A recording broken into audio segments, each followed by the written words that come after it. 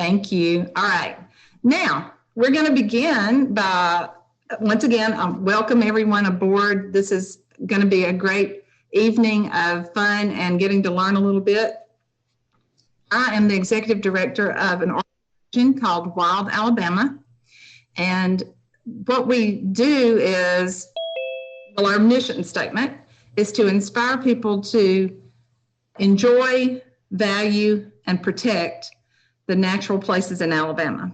So we are proud to be working with the National Forest and the wilderness areas all around the state. And part of what we do is also reaching out to other organizations and partnering with them to bring all of us together. We thrilled to bring Nimblewill Nomad, who has been a friend of mine for a long time, to this conversation. And the person that is sitting behind the screen that says Nimblewill Nomad is not Nimblewill Nomad. He got younger as the time went by. That's right. He's on the way. Okay, he'll be here, well, he's there, but he'll be in the camera in just a minute. And with this many people on board, we're not going to introduce, which is something I always love to do, but we won't try to do that with this group. So what I'm going to ask you to do is we're going to take a little time to introduce Eb, or Nimblewill. And he's also called Sonny. And so we'll talk to him. He'll tell us a few stories, maybe a ditty or two, a poem, and then we'll take some questions. But the way we're going to handle the questions is to type them into the chat, because with this many people, I'm afraid I wouldn't see your hand being raised, even if you clicked on the raise hand. So if you would type them into the chat, then Kim Waits and I are going to be paying attention to that and calling on to either ask their question. If you want to type in the question in the chat, you're welcome to do that and I can read it. Or if you want to yourself, just say, I'd like to ask some questions, and I will let you unmute yourself. Does that make sense? Or okay. Well, before I turn it over to Nathan, let me make sure I'm not leaving anybody out here right quick. We're good, I believe. This was Nimblewill's first book, and it's called 10 Million Steps. And this is the original hard copy version that he gave to me, and I truly treasure it. But when I was rereading it a little, the beginning of it the other day, I thought this first paragraph in this first book is like the perfect introduction to what we're going to be hearing tonight. So let me read it to you. It's pretty, and this is by Nimblewill Nomad, Sonny Eberhart. One of the things I've thought about a lot during the Odyssey of '98, and especially when the day circumstance chose not to go so great, was the folks who kept returning to the trail. The people who hiked multiple times, folks like Ed Garvey, Grandma Gatewood, Earl Shaw, and many more. It's certainly not a new thing. In the early days, there were folks who did similar tramping around, like Benton McKay, Henry Thoreau, John Muir, William Bartram. My thoughts were always about where I fit into that strange and mysterious puzzle. After months of mulling, and as my journey grew long and I grew weary, I simply began hoping and praying that I could finish. Just let me get it done, dear, and I promise this will be it. But I continue to work on this book. I can feel the pull of the trail down deep inside, at my heartstrings and gnawing at my gut. Or does there persist such a gentle but constant voice? Come back to the trail. The urge is so strong, and it's such an instinctive urge. Now I know those before me why they returned. And I know now that I also will return. And return he did, many times over. I'd like to now turn this over to Nathan, who's going to tell you a little bit more about those odysseys, and I'm going to mute myself. Well, thank you, Maggie, and thank you, Wild Alabama, for hosting this event and giving me the honor of introducing your guest. Good evening and welcome, friends and family and fellow hiker trash. My name is Nathan Wright. I am part owner of the Pinhoti Outdoor Center and president of the Alabama Hiking Trail Society. Our guest tonight is one of the most kind-hearted, humble, giving, and sometimes crotchety old man that I know. I'm actually going to share a couple of screens here. Let's see, a couple of pictures. I began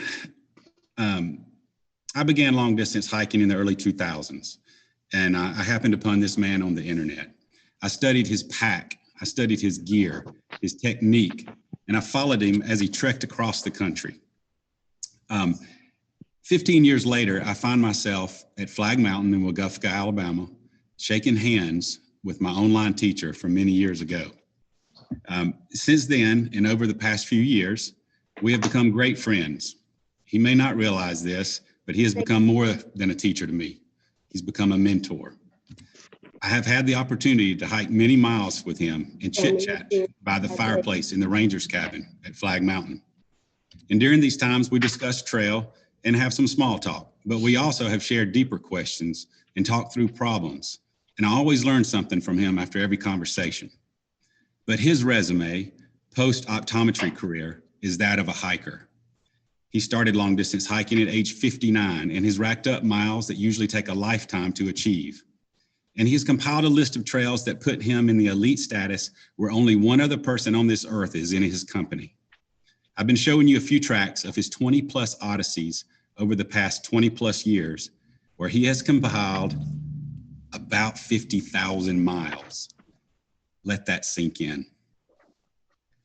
Now, make sure you visit his website, Nimblewillnomad.com, and read all of his journals from each of his odysseys, and find a link to purchase his books and subscribe to his blog to receive updates on his upcoming daily journals. He is here tonight to tell stories, answer questions, share his love of the outdoors, and explain what is next for him. I will now hand over the screen, so please give a warm welcome to Eb. His mama used to call him Sonny, so I'm going to call him Sonny, but the trail knows him as Nimblewill Nomad.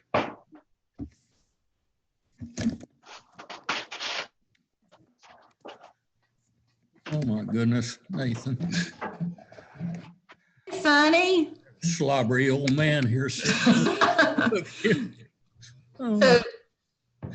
I'd like to start off, if I could, by just asking you a quick question and get you rolling. Yes, Maggie. All right. So for the last few years, you've spent a lot of your time up on this place you call special, Flag Mountain. And I'm just kind of curious, Flag Mountain, and what brought you there? How did you decide that that was your calling? Oh, it was a special day in my life, indeed. When I did my northbound hike in '98, I knew nothing about a place in Alabama called Flag Mountain. And indeed, it took a long time for me to really understand the significance and the importance of the place. There's two distinct things about Flag Mountain. One, of course, if you've all been there, and if you haven't, I encourage you and invite you to come, is the historical value there. That's the old Civilian Conservation Corps structures. They were built in the mid-1930s. And one of the most amazing of the structures that are there and remain to this day and are being renovated. And it was most recently called a fire tower, but really it was supposed to be an observation tower.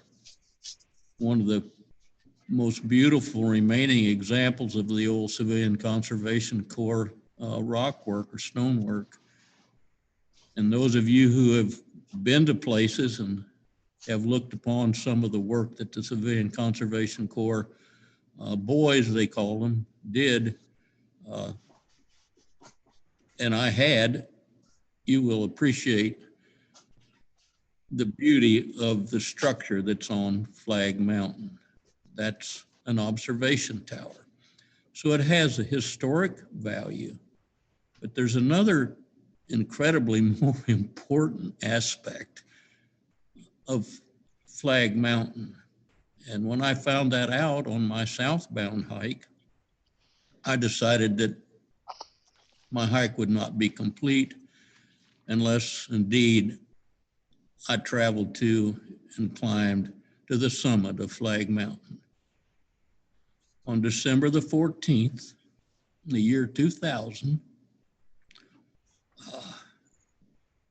excuse me, folks, I'm an old man, so you've lived through this with your parents and your grandparents, how they get kind of blubbery sometimes. So the emotions that I'm sharing with you now were the kind of emotions that had such an impression on me when I climbed Flag Mountain that day. The mountain had been closed up, locked, the gates were closed, and no one could go up there for almost 20 years. But traveling at the rate that I traveled, which is fairly slow, the word got out ahead of me that there's an old man walking toward your little village, and he's headed for a place called Flag Mountain. So the word got out to the folks who had the lease on Flag, and they kindly opened the gate so I could go up there. They opened the tower so I could climb up in it. And what is the other important, significant feature of Flag Mountain? Folks, if you don't know, Flag Mountain is the southernmost mountain in the entire Appalachian Mountain Range. If you're coming north out of the Gulf, it'll be the first mountain you see. If you're coming south along the entire Appalachian Mountain Range from a place called Belle Isle, Newfoundland, which is 4,400 miles away by trail, you'll be standing on the southernmost mountain in the Appalachian Mountain Range. It's a bit arbitrary, I guess, that we've designated it that way, but it's certainly symbolic. So that's what I come to understand and know about Flag Mountain. And on December the 14th, I stood gazing at that stone tower, and I walked toward it. I cradled my head in my arms, and I wept for about 10 minutes because I had completed my hike at the time. What I thought I had completed my hike of the entire Appalachian Mountain Range. So I whispered to myself that someday, sometime, I don't know when, or reason really, but someday I'm going to come back to this mountain, because while I stood there and leaned against that tower, I could feel an energy emanating from that mountain. There's something going on up there, folks. There's something going on up there. And so for the last 3 years, off and on, guess where this old man has been? Been on Flag Mountain. So I was attracted to it for those reasons, and I'm there now for those reasons. Kind of a long answer to a short question, Maggie.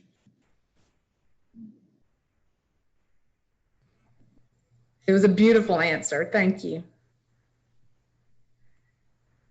If you reflect on, and some of these questions, if you guys have some you want Eb to answer, you can start typing them into the chat, or just type in there, I've got a question, and we'll call on you. But I've got some questions that that I'm thinking about too. I'm sure you get asked often, and so if you think back on all the different odysseys, steps that you've walked, which one sort of stands out to you as maybe the most significant, whether it was spiritually or historically? Or do you have one? Not an uncommon question. I get asked quite often. Usually it comes out in the form of what's your favorite of all your hikes. And I dodge that, I guess, is how you describe my answer. Those of you who have children, I would just simply ask you, well, I'll tell you what's my favorite hike or my favorite place or my favorite time. You just tell me which one of your kids is your most favorite. So that it's that sort of a thing. Been there, done that as far as the different trails are concerned. And I can tell you and talk to you about the beauty and the unique aspects in many different ways that each and every one of those trails have left in my memory. I was scared and I was overwhelmed, and I probably felt I was in the wrong place quite often when I went more to the west and got involved in hiking across more of the desert terrain that we have in our country. But I guess if I had to say that there's a really special place that I have found the most joy in and have connected more with our Maker, which we certainly do in the Green Tunnel. Those are the trails more back to the east and at the higher elevations, I guess.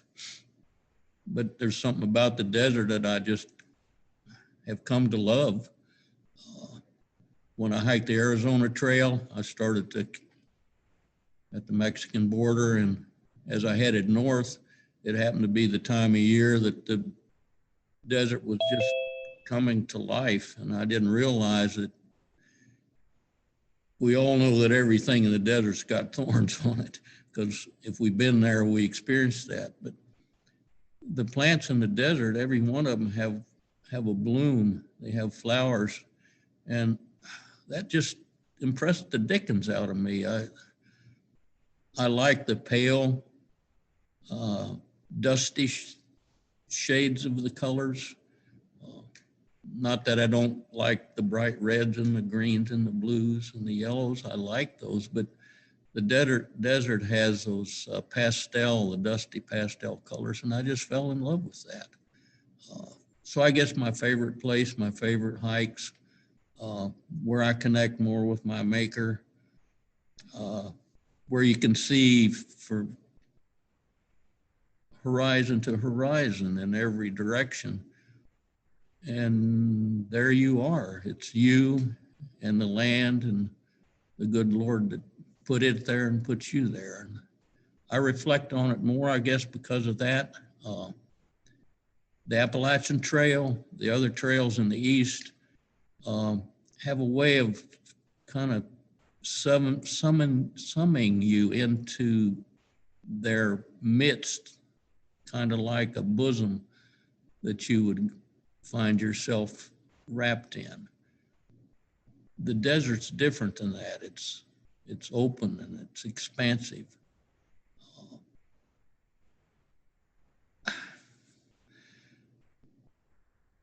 We can talk about all of the trails, and we can talk about any specific part of a trail or impression you'd get from being in any locale at any given time on any of the trails. But folks, the way it works is all of this goes into the pot. All of it adds a certain taste to it. So you've got to mix it all together is what you got to do if you're going to have an appreciation for it. So I like the desert. I like the east. I like the rockies. I like the expanse. I like all of that. And you're going to have to go to each and every one of these places to experience that. So how can I give you a good answer to that question, Maggie? That's, you got any better I knew questions? it was challenging. I knew it was challenging. So we have some other questions that have come up, and I'm going to hop around a little bit. This is a good one. What is one example of best experience with Trail Angel or Trail Magic?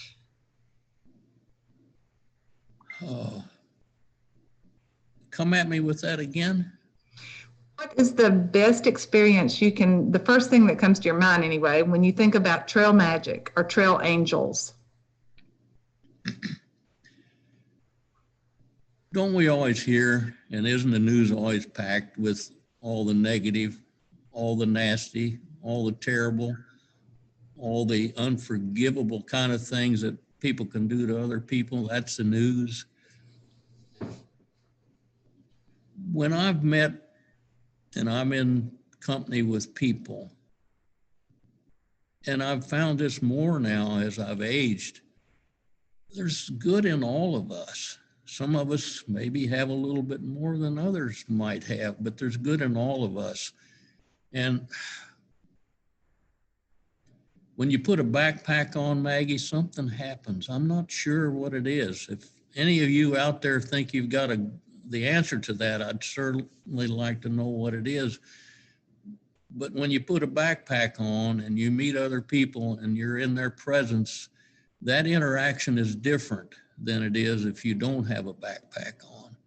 And to me, what I've found the difference is that it brings out the good in people that you could pass that guy on the street any given time and he won't even look at you, but you're walking down the street with a backpack on and he'll not only see you, but he'll turn and smile and say hello to you. And that's not just something that I'm guessing at, that's something that I know exists. It's there. So the beauty of being out there and meeting folks and sharing their kindness and that's a joy in their life too. So it works both ways. I just love the road walking, for example. I've gotten into where I not only end up on the roads, but I really love coming down off of the trail out of the green tunnel and going through the different communities and meeting people and talking with people. If you ask anyone that's done an awful lot of long distance hiking, one of the most important things that they brought out of it was just the friendship and the joy they had of meeting other people. And you put all that good together and you have that person helping you and standing in front of you, or that comes along and meets you, like at that time, her name was Wade. One Maggie Wade would come and say, would you like a place to stay tonight? When was the last time you really had a good meal? I have a nice warm home. Would you like to come and spend time with me this evening? I would take pleasure in that if you would accept the invitation. You see how that brings out the goodness in people? Not that Maggie needed a lot of help in bringing out her goodness, but that happens and has happened to me over and over and over again. And I've become humbled by it, I guess is the best way to describe it, Maggie. Trail magic is an incredible thing. And people that extend the goodness to us with their trail magic is very special.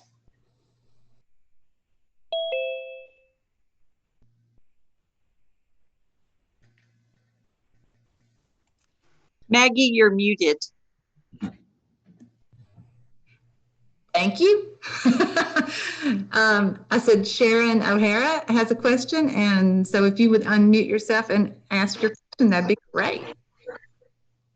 Yes, I did my AT hike back in 2013, and I read some of your journals, and one of the stories that you had in there was about you having a problem with your anger. and how you had prayed that with every single pound of your step, that God would just stamp out all that anger in your life. And he did. And that really impacted me in your journal, because I had an anger problem with an abusive father that I had. And so your prayer became my prayer on the trail. And about 1,260 miles into the hike, I met my dad on the trail. They came and picked me up to get off the trail for a little while. And I remember putting my hand on my dad's shoulder, and all that anger was gone. And first, I wanted to thank you for that story and for putting that, because it was a vulnerable story, but it was impactful, and it really impacted me. And that's a spiritual formation story. And I wanted to know if you had other instances where, and I'm sure you have, where it's not just a physical walk, not a mental walk. A lot of times the hikers, we emphasize that, but it can also be a spiritual walk if we allow it to be.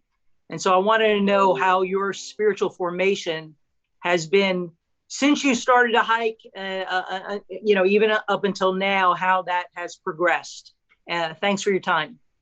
Oh, Sharon, thank you. And all of you who are here this evening, I've been remiss in welcoming you and thanking you for coming and sharing some time with me this evening. It's a very special time in my life to have you as friends and to have you here with me this evening.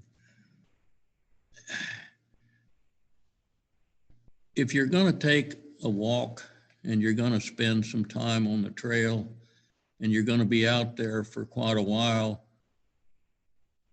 three things have to happen. And you can't be successful if you don't accomplish at least two of these things.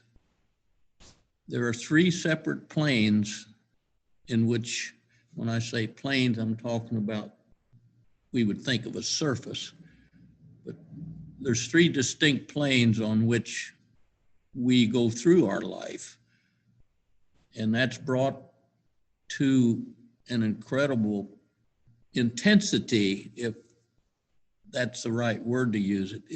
It's drawn to an incredible intensity when you put a backpack on and you struggle through what you have to struggle through on a day-to-day basis. So the three planes we deal with in our life, and which are compounded incredibly in front of us and within us every day, is the physical journey that we're on, the mental journey we're on. Those are the two things we have to be successful with if we're going to be a long distance hiker and accomplish what we set out to do. But the third of those planes, and if we have overcome the physical challenges and we have learned to deal with ourselves if we've learned to deal with ourselves as the true jerks that we are, so that we can accept who we are and what we are and try to make something better out of the terrible person that we know we really are deep down in our heart, the way we've treated our families, the way we've treated our friends over the years, the way we've acted to certain circumstances and situations. That has branded us as far as how we deal with ourselves mentally. And until the day comes that we can find some way of dealing with that, we're not going to be a whole person or a very good person. So that third plane, and it's there for us, and it becomes so evident to us once we've we've mastered the physical part of it. Folks say, well, my goodness, if you're going to climb up and down through the hills and across the valleys of 14 different states with a 30-pound pack on your back, that is one of the most incredible challenges that anyone could ever possibly face. They're talking about the physical challenge. But you know, and I know that once we get into that and the farther we go, the stronger our backs become, the more adjusted we are to the demands that the terrain puts on us, and our heart picks up its pace, and we become stronger. We get through the blisters. We get through all of that. So the physical journey that we're on gets easier. The other journey we have to deal with to be successful as a hiker is the mental journey. And that doesn't get easier. That gets harder and harder and harder, because you're out there in the rain, you've been alone for 2 weeks, it's cold, you're tired, and you just say, why in the hell don't you just quit and go home? And that voice, that wee little voice that you were able to say no to so easily early on, as you get on in your journey, gets harder and harder. And then you realize, as you are unable to escape from the thoughts that you have about yourself as a person, what do we do on our day-to-day activities, our daily life? How do we avoid that, or how do we get by that? Well, we start thinking about ourselves as how terrible we really are. Again, how we've dealt with our family and our friends. So you just pick up the phone, you call a friend, you turn on the TV, you jump in your car, you go downtown, you find all these different diversions that make it so easy, so you can say, well, I'll think about this some other time. It's something I don't want to deal with now. But when you're on the trail for hours and days and weeks by yourself, you're gonna come face to face with who you are, and you got to deal with it. It took me months along the Appalachian Trail when I was doing my northbound hike to come to grips with that. But once I did, I felt that I had mastered what I needed to do, but there was still a hollowness in it. I was making excuses to myself. And the questions that I was asking myself didn't get easier to answer. So finally, it dawned on me that if I would take this out of my own control and put it in the hands of someone that perhaps could help me in ways that I've never asked for help before, I might be successful in dealing with my mental problems and my mental challenges. So I was able, and there's a letter in the alphabet for every form of burden that we carry and what we have to deal with. You can start with A and you can go to Z, like avarice and contempt and fear, loathing. Just go on through the alphabet and there's a letter for each one of those. So I decided, this was somewhere probably up in the mid-Atlantic states, that I was going to turn my life over to God. And we all have a God in our life. We all have a God in our life, whether we want to admit it or not. So that third plane that we have to not necessarily be successful at, and being a successful long distance hiker, it's a plane that we really must have to deal with somewhere along the line. And I accepted that, and I dealt with it. It was a physical thing that drove me to deal with my problems mentally. And it was those two things that came together that combined to put me in a position that I could offer myself and ask for forgiveness of my life and all the mistakes and the things that I'd done wrong. So I sit before you here this evening as a person who knows that his life is good, that he's been forgiven for his sins and all the things he did. It was a trail that took me there, and it's a trail that's brought me here to where I am in front of you tonight.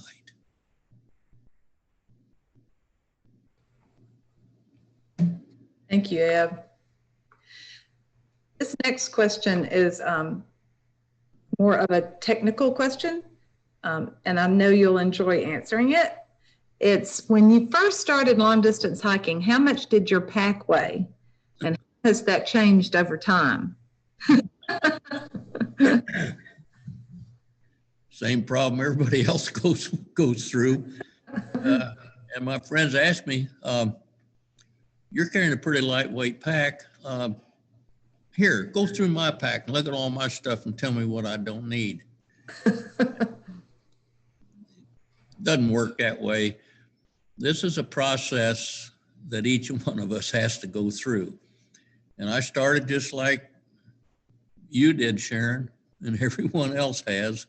About a 35-pound pack is what I was carrying. I guess perhaps that would be considered fairly lightweight. We're talking about dry pack weight now. Dry pack weight means what we normally have that we take with us, that's our personal possessions day to day. It doesn't include the water, it doesn't include the food that we may need to get to the next supply point. I had about 35 pounds. My pack and my gear, that's just what I had on my back now, not necessarily what I was wearing, but when we talk about dry pack, that's what it amounts to, is take your pack over and throw it on the scales, take your food and your water out of it, and just tell us what it weighs. So I started out probably with about 35 or 40 pounds. And well, my gosh, folks, 20 years ago, even though I was 59, 60 years old at the time, I was still in good enough shape. My legs were strong, my back was strong. I could hammer out a 15 or 20 mile day with a 35-pound pack. But when you get to be 82 years old, you can't do that anymore. So out of necessity, and in addition to the necessity, out of the kindness and the wonder that has come into my life, out of the joy that people have in helping others, and I've accepted the offer and the help of others. My sponsors, what they have given me, just absolutely given me some of the most incredible gear, the most advanced, lightweight, tough, just functional gear of anything that you could ever hope for or ask for. This is what I carry now. So I'm telling you this so it might not jar you too hard to hear when I tell you what my dry pack weight is now. Folks, it's easy to get to 20 pounds. Honestly, it's easy to get your pack weight down to 20 pounds. You can go to Walmart and get what you need for a 20-pound pack, so it's not expensive. What happens below 20 pounds, when you go down toward 15, you're going to have to start getting, you got to get your wallet out, okay? And to get from 15 to 14 or 13 and on down toward 10, it goes like this. Here, let's start up here. Here's your pack weight. It's going this way. Here's the cost of your gear. It's going this way. So the lighter weight your gear gets, the more functional it gets, the more expensive it gets. But I've had, again, the great fortune of being offered by my sponsors some of the most incredible state-of-the-art gear that's out there.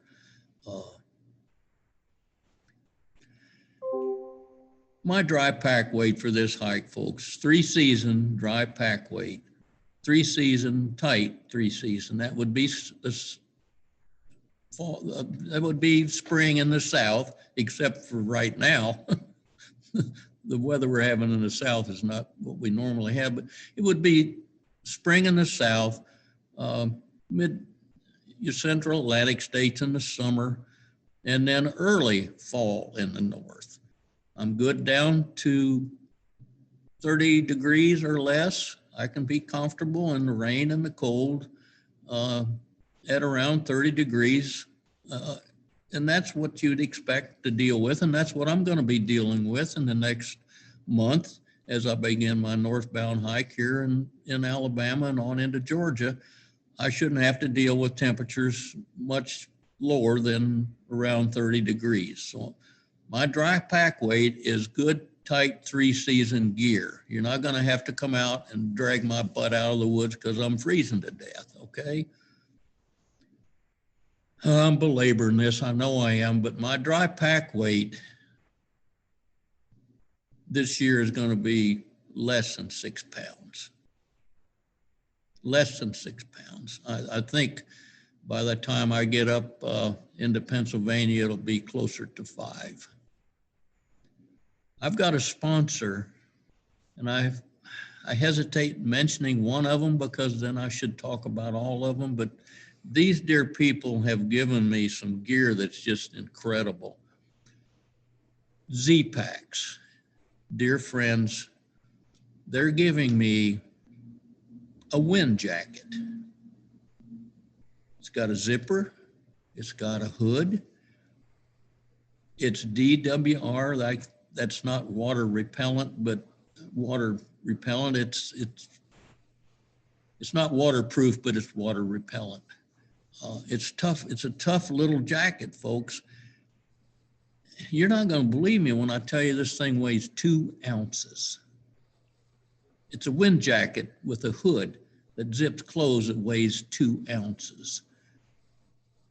Now, the money you're going to pull out of your wallet to get that's going to weigh more than the jacket.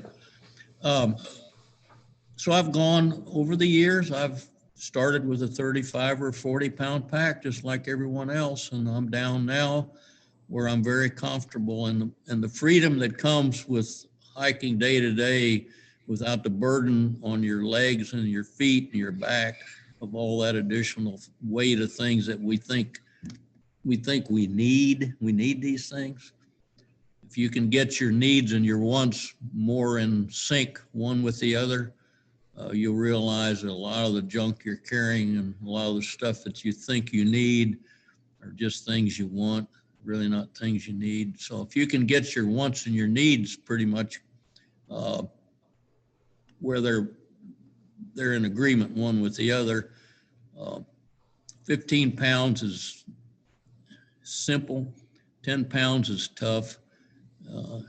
And to get down in the range where I am now, that's just not winter gear. If you're going to, and I don't know what I'd carry because I tend not to hike in the winter.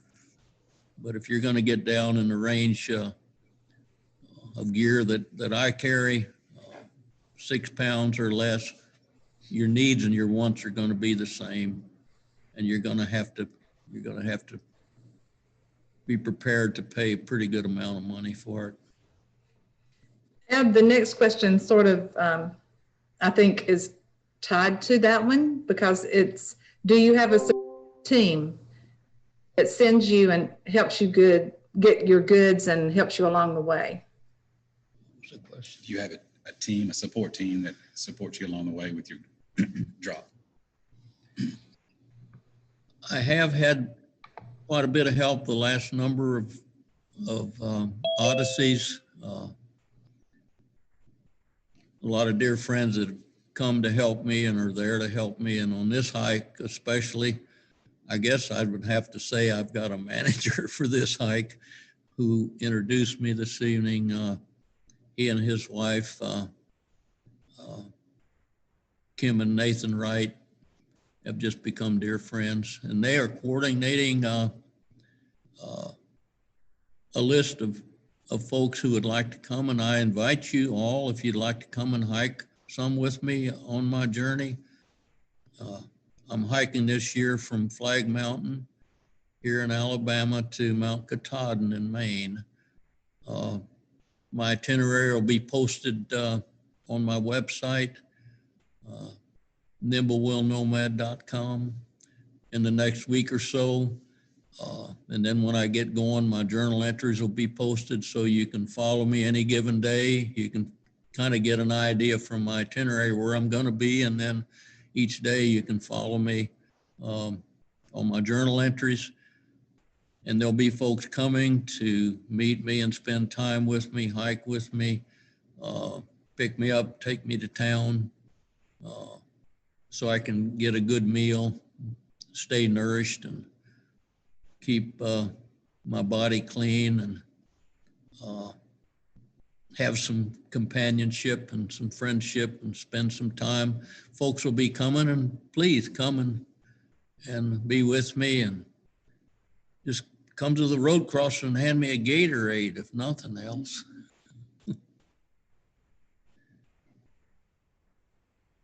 Unmute myself. And someone has asked, Nimblewill, I still deal with fear at times when I'm backpacking by myself. What scares you the most, and how do you deal with that?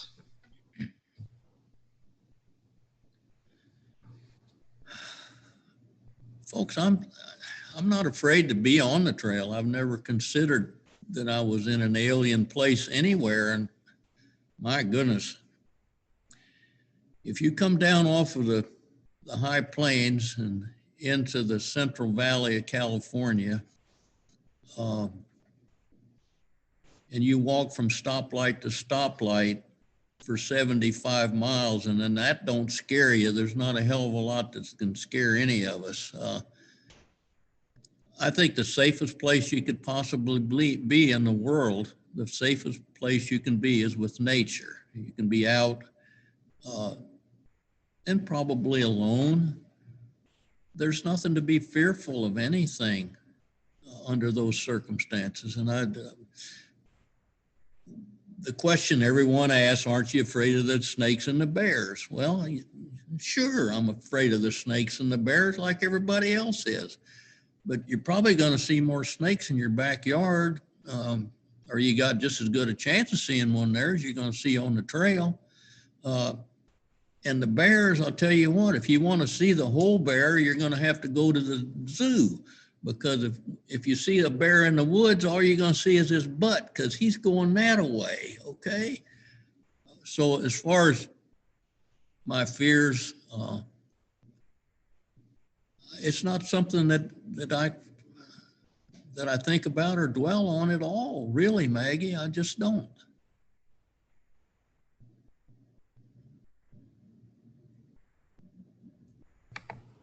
Good answer, especially of the bear. That is so true.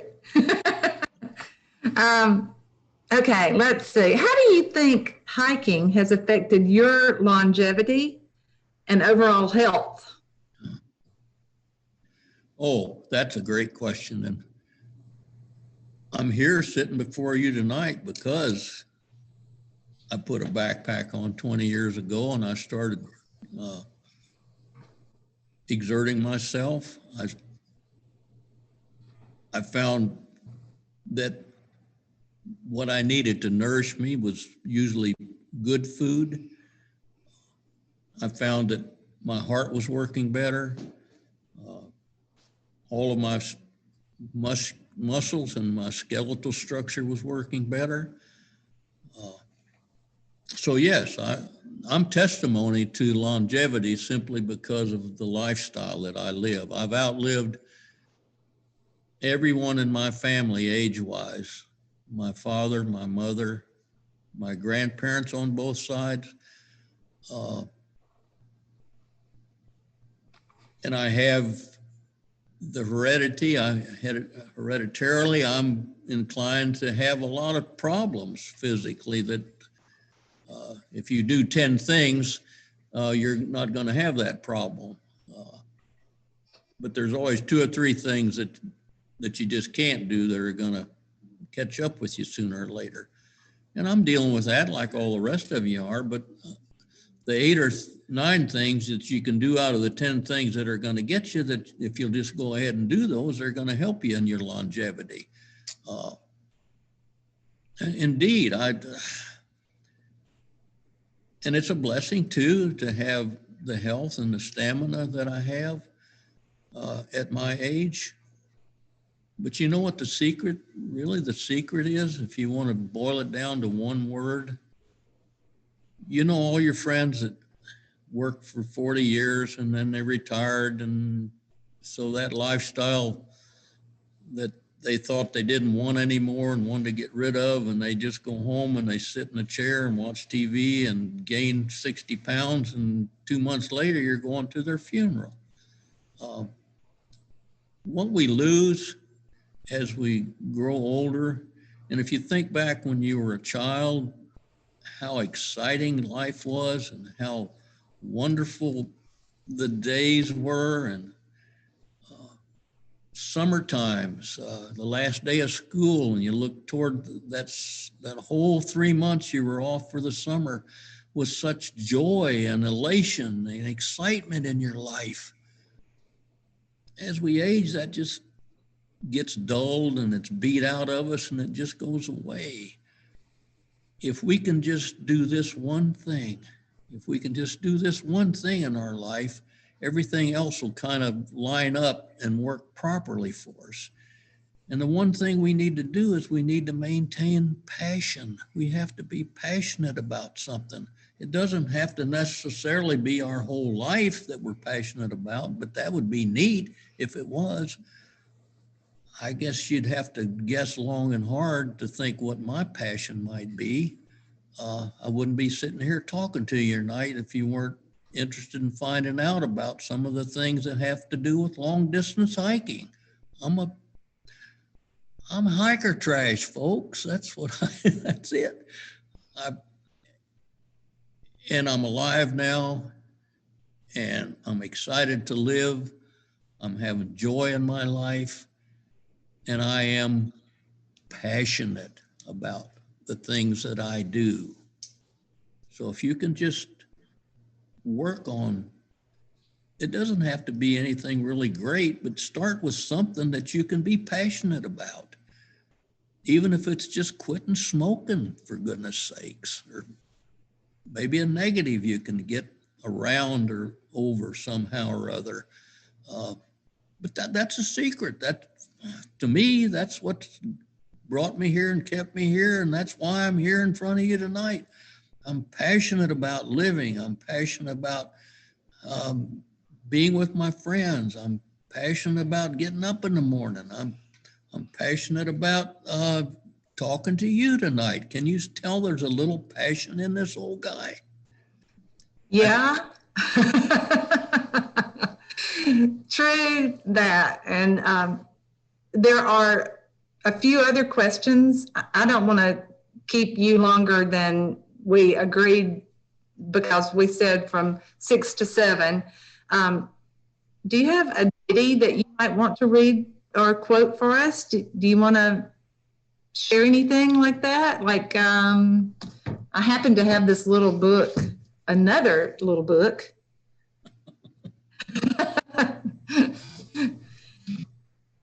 I love these. So I don't know if you wanted to share one of these with us.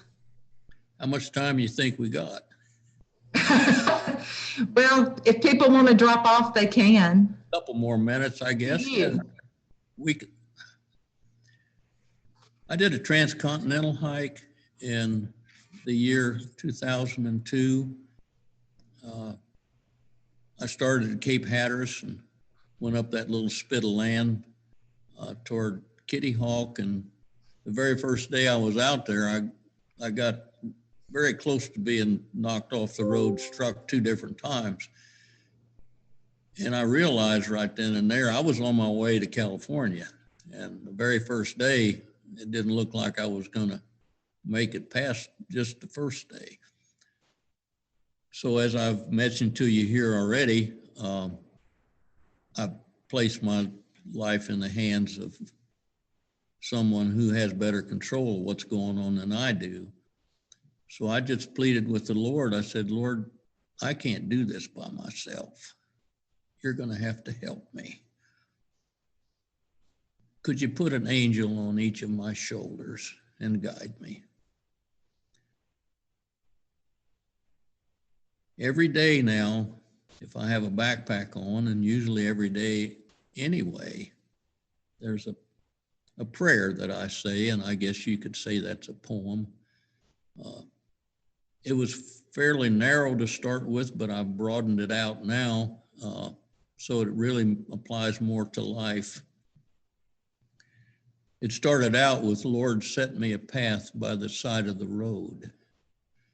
And I've changed that now because all the rest of this applies to our whole life. I changed it to, Lord, set me a path along life's road. Pray this be part of your plan. Then heap on the burden and pile on the load, and I'll trek it the best that I can. Please bless me with patience, touch strength to my back, then cut me loose and I'll go, just like the burro toting his pack, the oxen plowing his row. And once on this journey, a witness for you toward thy way, the truth and the light. Shine forth my countenance, steady and true, or the pathway to goodness and right.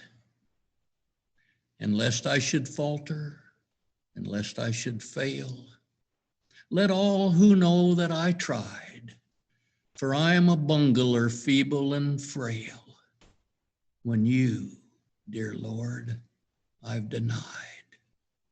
So blessed be the day your judgment comes due, and blessed be thy mercies bestowed, and blessed be this journey. All praises to you, or this path along life's road.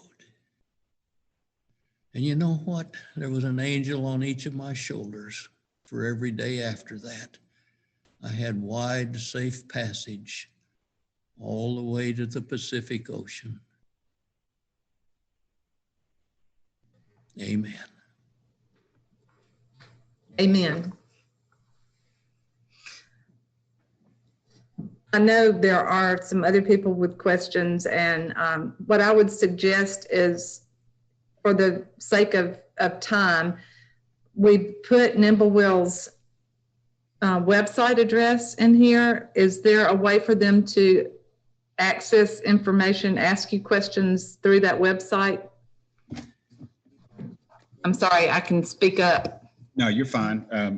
Yeah, we can do that. Or you want to do a rapid fire, 3-4 questions, rapid fire, just quick answers? And you believe I can do that? Well, I'll kick, Oh, no, I don't know if he can do that. I'll kick him under the table if it gets long-winded. Okay.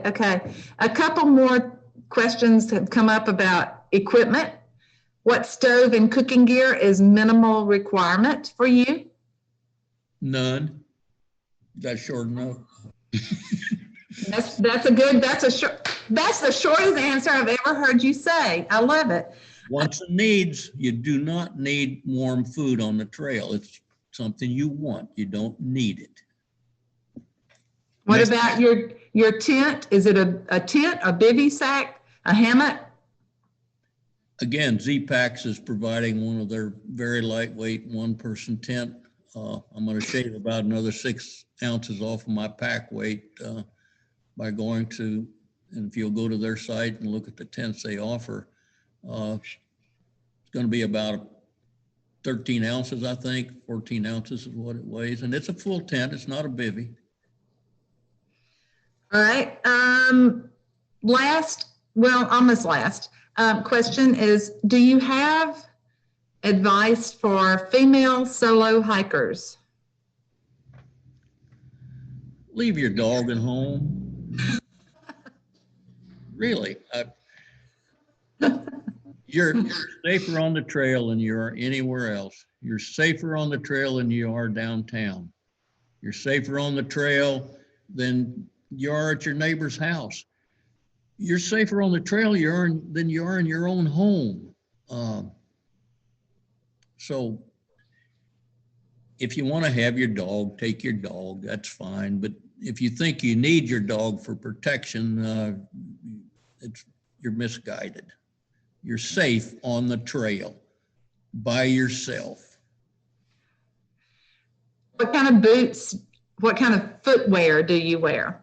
Because I know, but the question was what kind of boots?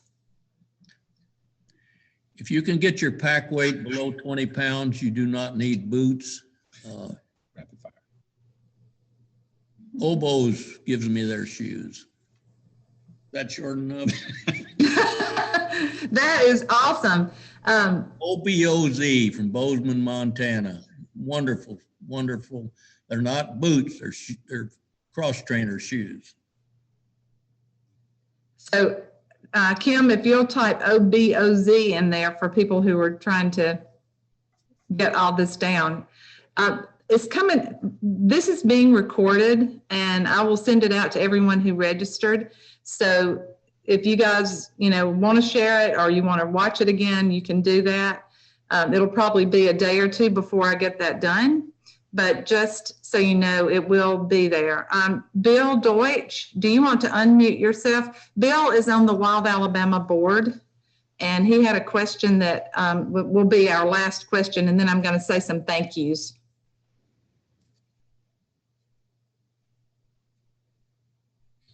Bill, are you still there?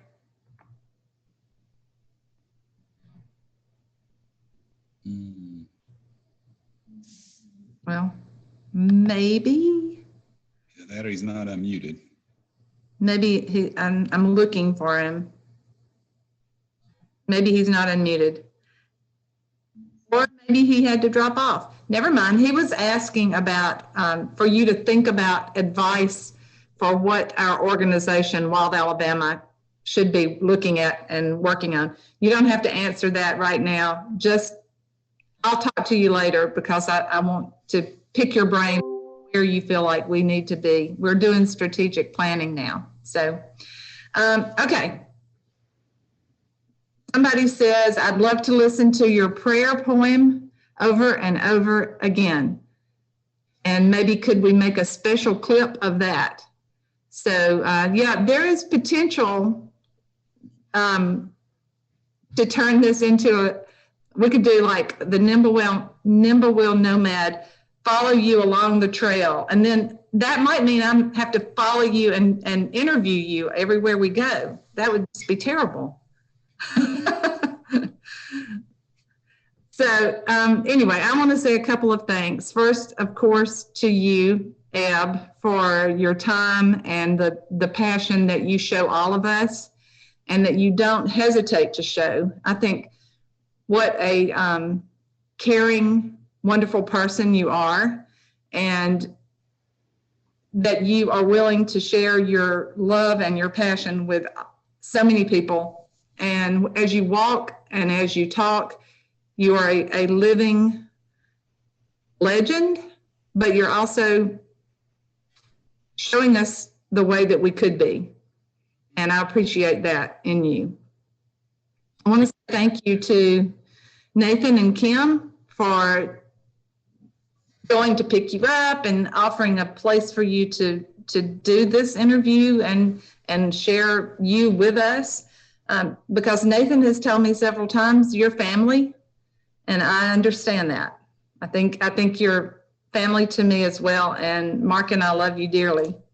I want to say thank you to Nancy, who is on my screen. She's down here in the left-hand corner, signing. Thank you, Nancy. Yep. So that allows some of us to communicate who couldn't otherwise. Thank you. And then I want to say thank you to Kim Waits and Janice Barrett, who are both on this call.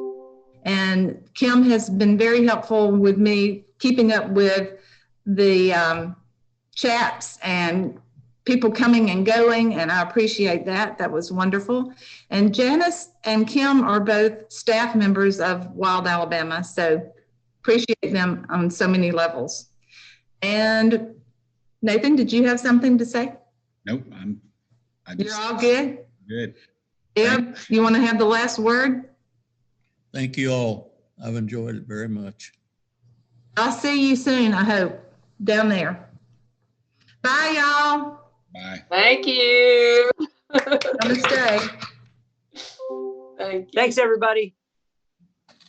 So you can unmute and say Wonderful. things if you want Thank to. you. Thank you, Nimblewill. Thank you, Maggie, Kim, everybody. Maggie, thanks. This was great. you. Nimblewill, Thank loved it. Thank Thank you. It I was hope really you see great. Thank you. I hope I see you on the trail. It was Thanks, great. Nimblewill. Thank you. Y'all were a wonderful group of folks to hang out with tonight. Cheers. It's water. Very, very inspiring. Thank you. May God bless you. Thank you. Good night. Good night. Good night, Eb. Good night, Nathan. Night. Y'all sleep loose. Oh, yes.